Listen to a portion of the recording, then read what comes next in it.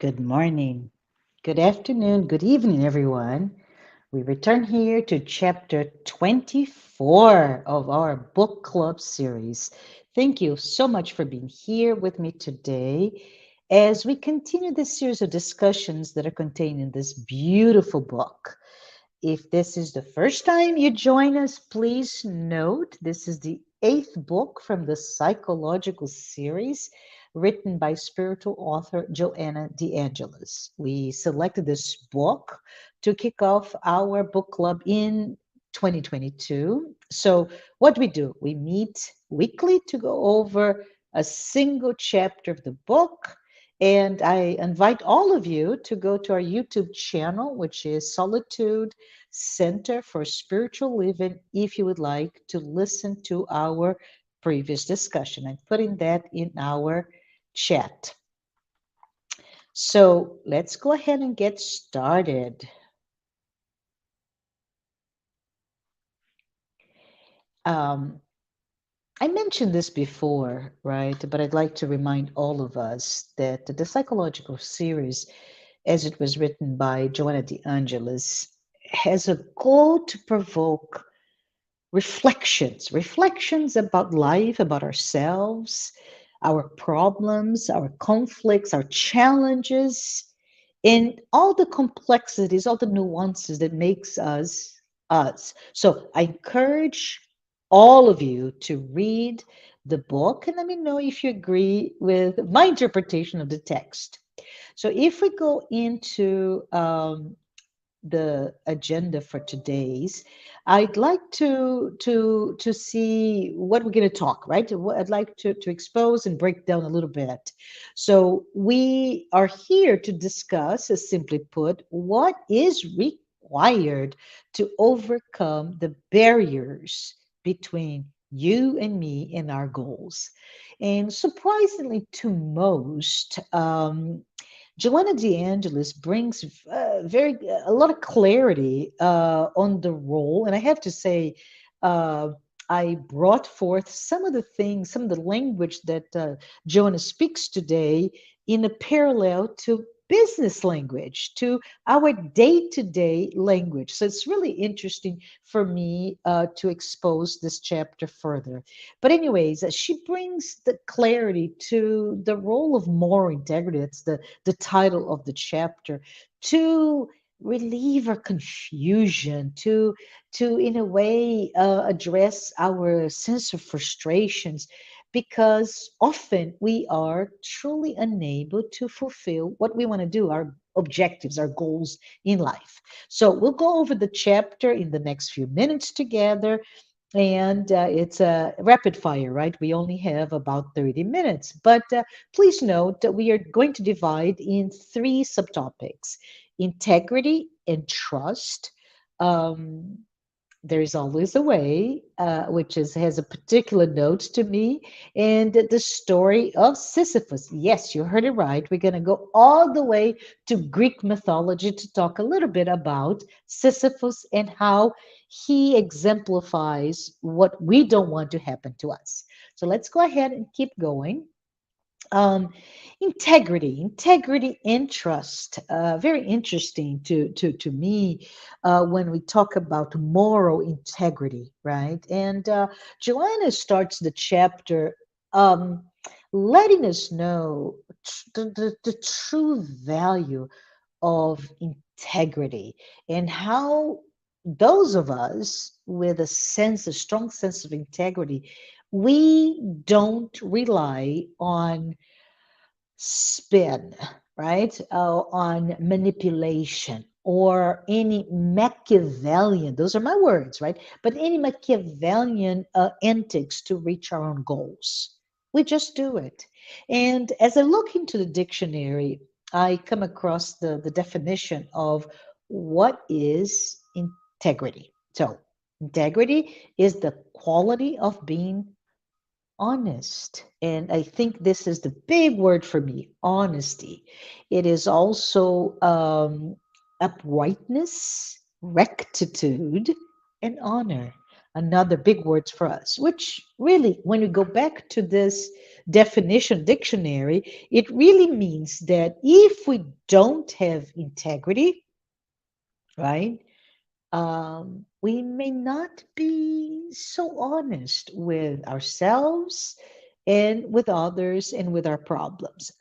So, from that perspective, Joanna reminds us that when we are dishonest, she says, listen, you and I will end up most likely creating more complex problems than the actual problem itself that we're trying to solve. If we're not being transparent, if we're not being clear, if we're not being honest. So let's think a little bit about it, right? Why? Why do we attract so much bad stuff? Instead of committing to being clear and honest about whatever, we can think of examples, perhaps of when we try to take shortcuts, right, to get somewhere faster. The example that comes to my mind is when we did not prepare for a quiz in school and we were tempted to write down, like I think in my days, I'm old, but in my the when I was a kid, where I would see kids writing down the answer to certain question in their hands or their feet or their socks or whatever to see if they could answer accurately what they did not know. And I pause to say the purpose of school is not to pass the grade. The purpose of school is to learn. If you don't practice, if you don't study, and if you have to rely on subterfuge like writing in your hands, it means that you're not learning. Therefore, you're not fulfilling the goal of schools. Does this make sense to you? It does to me, right? But we can think of other examples, right? Perhaps when we try to manipulate the truth, right? Even do a little bit of a fib. A white lie. I'm not gonna say the truth because I don't want people to really understand the complexity of problems. So I'm going to minimize, dilute, make it simpler, and this way people will acquiesce to what I want to do. That is, according to Joanna, not good. But a lot of us do that, right? We want to have people think like we do. We want to have become. We know this is with social media the day and age of influencers, right? We want to influence those who may want to help us. We may bring flattery. We may say things that are not truly based on our recognition of the truth about that person, but we kind of manipulate, we go around in order to get to some objective, some means that we want. So if you are in that situation, that what I call the iffy situation, be aware, right? And I somehow, I just, when I read this chapter, I just could see all sorts of examples, and I'm sure you can as well. But pause. I mentioned to you that was surprising to me how Joanna brings this topic, which is very much present in our day-to-day lives, in business or education or interpersonal relationship. In business, I would like to talk a little bit about a book. It's not new. I think it's about maybe 10 to 15 years old. Stephen M. Covey wrote The Speed of Trust. And it was quite funny how the premise of a business book conveys exactly what Joanna de Angelis is trying to say in this chapter. In the business book, if you have not read it, and I recommend you take the time to read it, it discusses how the opposite, we're talking about integrity, honesty, right? So The book talks about how the opposite of trust, or which is distrust, mistrust, is suspicion, right? And they talk about how an example of how when you don't have trust, what it would lead. It says that the difference between, as an example, a high and low trust relationship, right, is seen as in a high trust relationship. If you say, for example, the wrong thing, that person in that relationship will be honest with you and bring back the real meaning, will trust you. In a low trust relationship, no matter what, it can be precise, meticulous. You design the storyline, if you will, and people may still misinterpret or mistrust you. And the book brings us to, just as a moment for us to think about it. The book tells us that we don't really need to look very far if you start to reflect upon the idea of trust and honesty and integrity. The book says, as a global society, we realize that we have a crisis of trust in our hands. So they talk about organizations, right? And we don't trust who we work for, we don't trust the companies we buy from or we subscribe to. Our relationships that should be built and sustained of trust are very thin, where anything that may belie a sense of rectitude, correctness, it can erode that relationship. The book also talks about how even beyond organization relationship, right, there is a what I think is quite impactful words. There is a very fundamental and powerful dimension of trust, which is self trust. So just to conclude, Stephen Covey says that if we cannot trust ourselves, we cannot trust others. So he uses the term personal congruence, right? If we have personal incongruence, I'm sorry, the lack of congruence, uh, we find suspicion in ourselves and in others. Therefore, when we see this crisis of trust, it may impact all of us, the entire organization, entire society. It's societal, as he says, institutional, organizational, relational, but most importantly, personal. And as I said, just to really to wrap it up, this discussion here, because we're not to talk about the Stephen Covey. We're here to talk about Joanna de Angelis' book, but he breaks down the book in four principles, and the first principle that the book talks quite a lot is integrity. And he uses the metaphor of the tree. And if he looks into a tree, in this book, they talk about integrity is the root of the tree. So even though he says it is underground, right? It's not visible mostly to us. Integrity is absolutely vital for the nourishment, for the strength, for the stability and growth for the entire organism, in this case, a tree, right?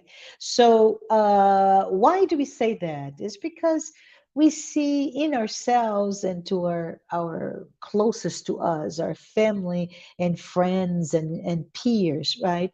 We see sometimes this enormous capacity to reach their goals, to be successful, to accomplish so much, to, in other words, to get to very strong finish, right? And they even have, all of us, this great uh, good sense of good intent. But unfortunately, because they don't have integrity, they end up trying to get to the finish line by using dishonest, unprincipled ways to get there, which is where I'm going to talk next. The If we look into the end justifies the means mindset, right? If we look, oh, no, no, no, I want to remember, we talked about school. I want to pass the year. I'm going to go to the next level, and the end, passing the level, justifies me potentially writing my hand instead of studying. And it's a mentality that is faulty in itself. So what he says is, integrity, right, means congruence, it means humility. The humility to look at the truth inside of you, deep inside of you, but also courage. Isn't that beautiful? So he finishes his chapter on integrity by saying, how if we feel that we may not be good, or strong in our sense of integrity, right? He just says, if you are to make a commitment, make it and keep your commitments. If you believe in something, stand up for it. But most importantly, be courageous so that you can be open to look within yourself. What is it that you're facing? So back to Joanna. Joanna tells us that when we, and I'm going to put air quote, right? When we discount our sense of moral integrity, right? When we say, in this situation, I don't have to be all right and almighty. I can kind of deviate a little bit from that straight line, that sense of rectitude. She says, well, think about it. You get there, but you may end up suffering inside of you a deep sense of emotional instability. She talks about also setting inside of you a sense of insecurity. And worst of all, the deep seated fear that you're going to get discovered. The truth will catch up with you, buddy. She didn't say that. This is me putting color to that discussion. Can you just imagine, though, forgive me for saying this, but the private hell to live a life of either pretense or fear that somebody's going to find you out, right? The end result is a sense of great lack of peace, dissatisfaction, and even when you get to your goals, there's a sense, the diminishment, the dilution of success. Right? You get there, but why? Let's pretend, right? While everybody climbed the mountain and they took months, if not years, getting fit, getting the skill set, getting the ability to climb that mountain. Boy, you came with a helicopter and you put on top and you said, oh, I got there first. Not the same thing, as you can see. So, what are some of the examples, right? And I always try to remind myself the context by which we're inserted. In my case, right, northern hemisphere, in the western side of the world, which is characterized by a very individualistic society, live in a world that is capitalist and consumerist and competitive at the same time. So, because we are inserted in this cultural context, we are always trying to get more, to be more, to do more, to achieve, to be able to have a sense of success. It is what it is, right? But in this, if you will, rat race, which is, for example, competition at work, you want to be promoted or you want to be seen as the best of the best, right? Sometimes you may witness the one that is recognized as the best of the best, or the one that gets promoted, the one that gets the microphone, if you will. They get there, but they don't get there because they're the best. But maybe, I'm just thinking out loud here, that the person who is the best failed to do self promotion, right? So the more deserving, or in a meritocracy, the one who has the merit to go up, stay behind, whereas the other who promotes themselves get to achieve that sense of success. But this is not really why we're talking about here, because if we think about Jesus, right, and we know Jesus, powerful, performed miracles, he could have walked away from Pilate, Pontius Pilate, scot free and say, "No, I am not a criminal. I'm not going to be crucified." What did he do instead? He went through a horrible, terrible, difficult death of his body. Instead of falling for the ability to manipulate things and manipulate words in that game of between him, the people, and those in power at the time.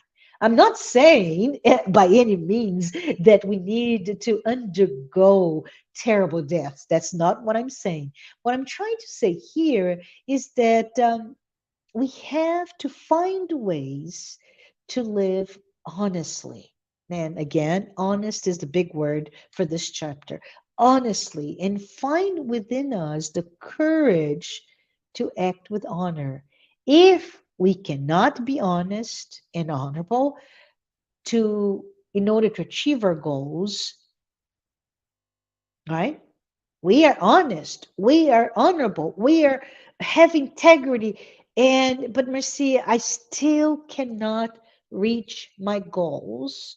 Maybe those are not the right goals we should be going after. Does this make sense to you? So we should understand in this sense of divine justice, this universal justice that God provides. We all, you and me, receive according to what we deserve.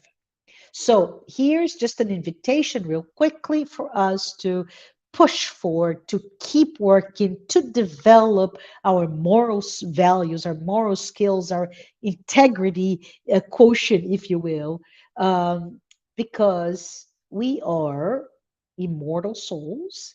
Our life is quite long as immortal souls, and that we should never abandon our goals because we in turn are never abandoned. So let's go back to the next point. We have about 10 minutes. And I joke with this idea of there's always a way, but it's a question, right?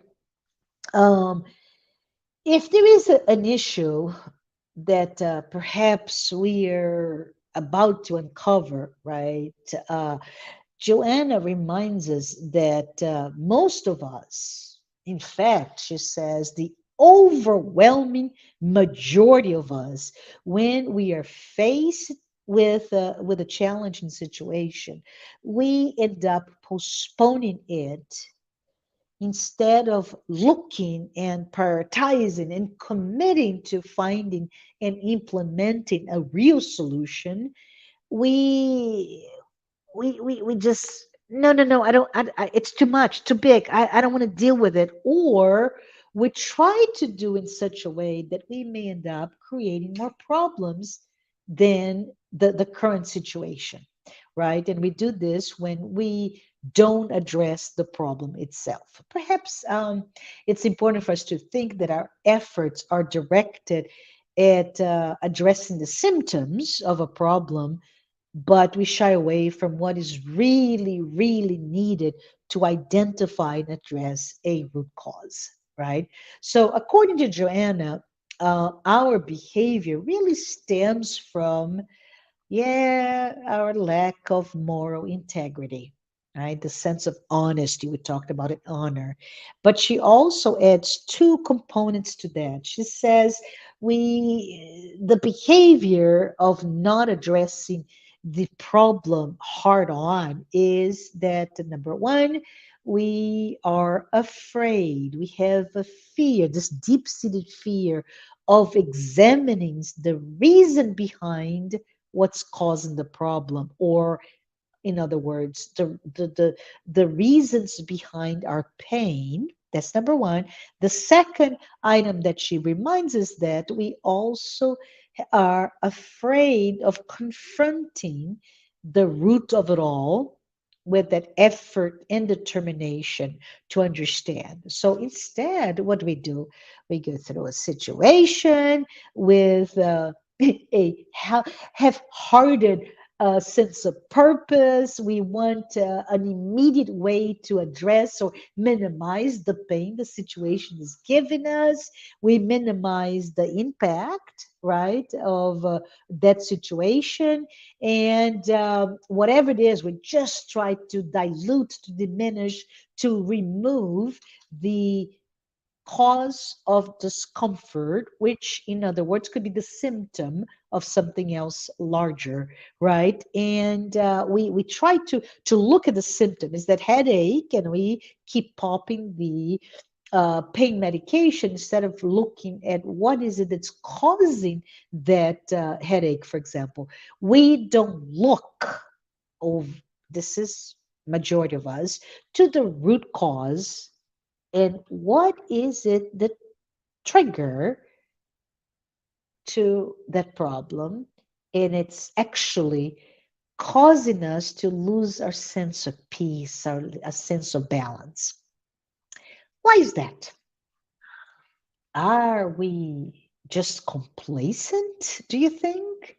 Or maybe, and I like to think of that, right? Maybe our responsibilities, our requirements in this material life, it's just so many that we live a life with such insecurity, so many worries that they somehow obscure our way to see what we really need to do, right? So I mentioned to you there's always a way in jest because I am Brazilian, right?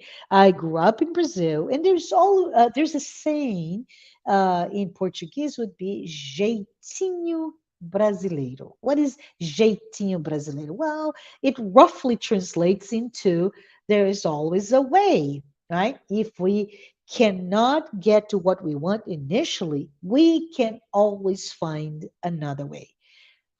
Pause for us to think about it, because instead of understanding this saying as a urging for us to commit to find answers to our questions, culturally speaking, uh, a lot of people may end up leading to a sense of being, oh, I'm too smart, and I'm going to find a way, there's always a way to circumvent the issue and get to the means necessary to whatever, however, get there. So we need to be aware that being smart, right, smart, may prevent us from being wise.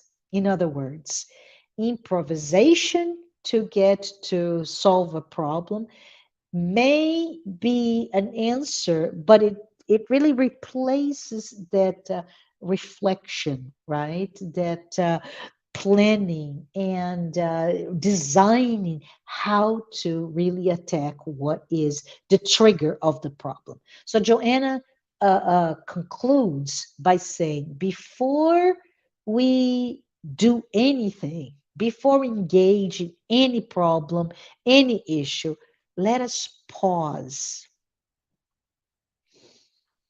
breathe.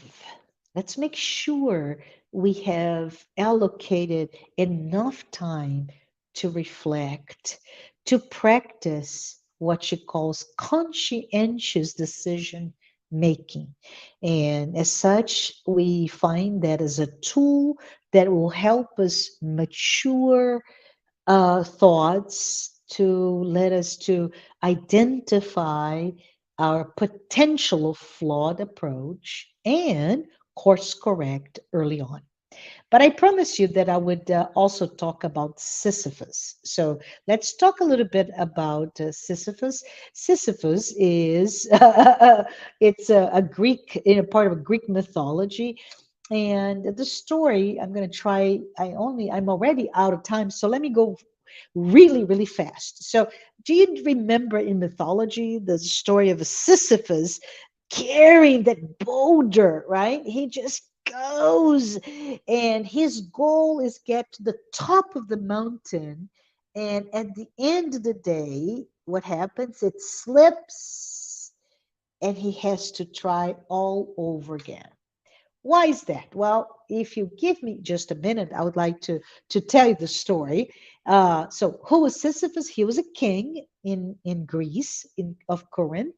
He had a problem. His problem is his land was dry. He needed water.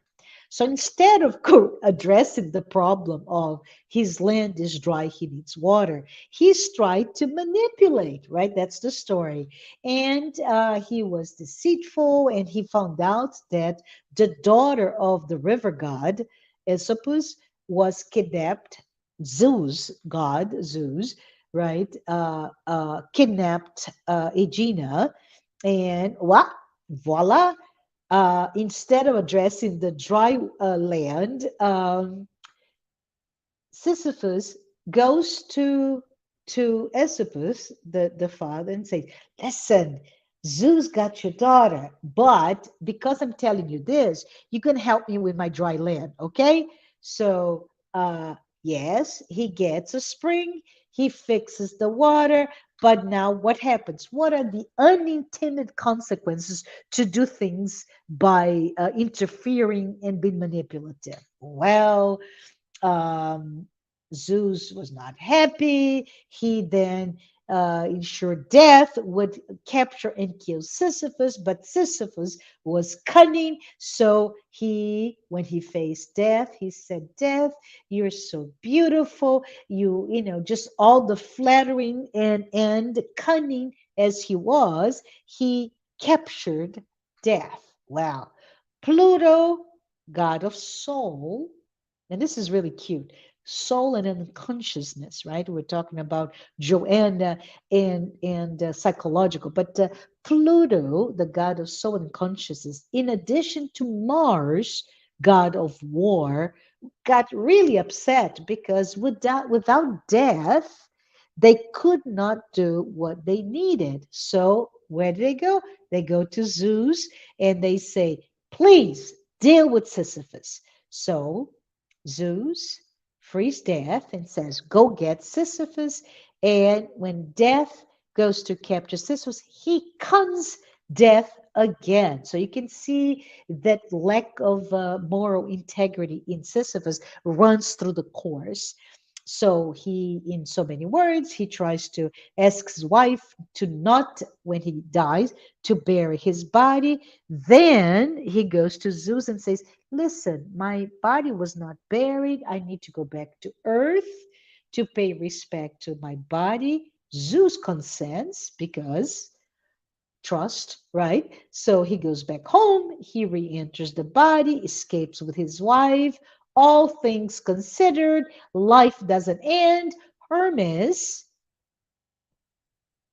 gets upset with Sisyphus later on and goes to Zeus and say, "Listen, that guy, do you remember him?" Of course, Zeus remembers, and he says he just keeps doing this. So Zeus then condemns Sisyphus to eternal punishment, to eternally pushing that boulder uphill and with a goal, one challenge to put atop the mountain. So, the end, as you know, it's a horrible life. The idea that no matter how much you try, you never get to your goals. So, this little story is cautionary tales to you and me.